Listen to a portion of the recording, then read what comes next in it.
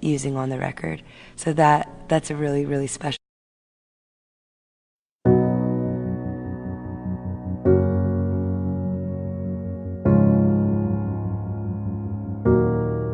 I wrote Rescue with a loved one in mind, so that makes this one of the most personal songs that I've ever been a part of.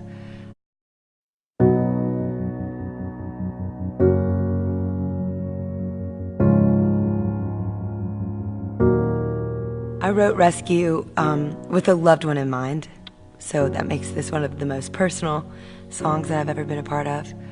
I remember getting this vision about a girl who was caught in a really desperate situation.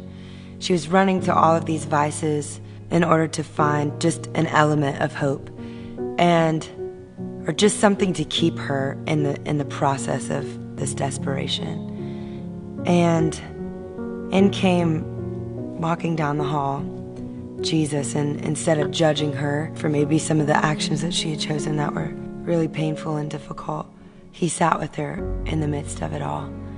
And he didn't try to fix her, he just was with her. And I get this vision, and I got part of the chorus, and I go into the studio and I said, I think I have something, but I didn't have a lot of confidence, I wasn't sure.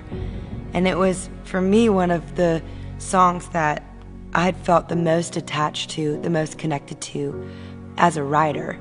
I remember, just because it was one of the first times that I had ever had one of the first ideas, it was kind of that moment where I was like, this feels pretty real, pretty rich. In the moment, we'd written the song in about an hour and 15 minutes.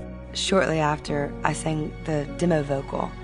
And in that moment, they said, hey, you should be thinking about that loved one while you sing this. And I remember the feeling that came over me the second I realized that if I was ever able to sing it directly to that person, how would I want it to sound?